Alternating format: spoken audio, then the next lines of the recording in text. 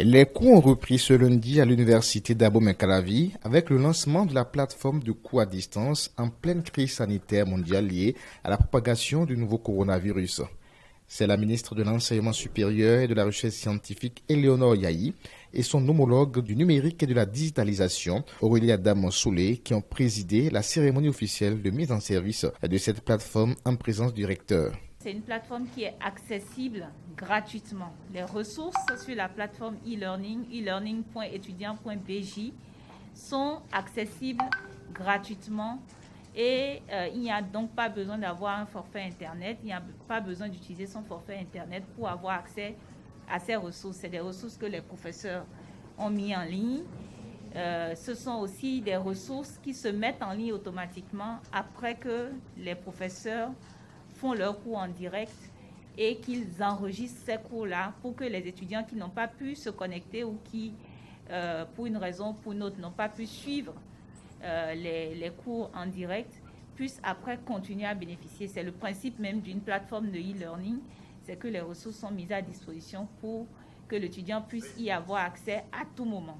Vous avez le message d'encouragement et de félicitations de son Excellence, le Président de la République, le Président Patrice Talon, et qui met tous les moyens pour s'assurer que ce qui est permis, ce qui est donné aux enseignants de pouvoir faire comme prestation pour les apprenants, et bien que cela puisse se faire.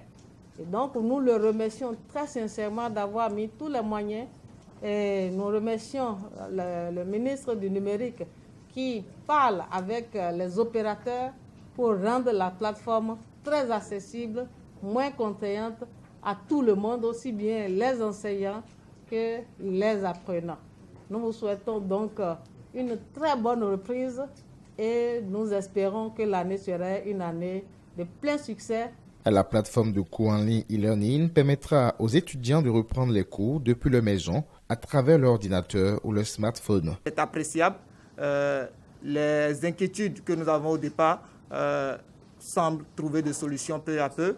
C'est-à-dire que cette frange d'étudiants qui ne disposent pas de matériel pour se connecter, qu'est-ce qu'on fait de ceux-là? C'est déjà heureux de savoir que Mesdames les ministres ont prévu et l'équipe rectorale ont prévu que véritablement que des centres numériques seront mis au niveau de nos centres universitaires et campus pour que ceux-là puissent y avoir accès et se connecter et suivre également les cours.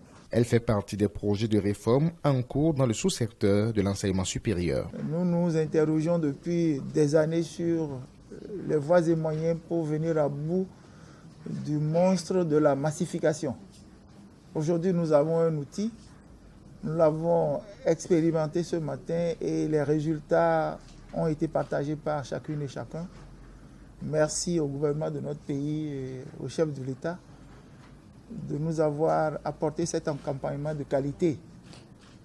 Et nous sommes certains que ces efforts vont se poursuivre pour que le dispositif mis en place aide à relever tous les défis. Et le prochain défi, c'est celui de l'évaluation.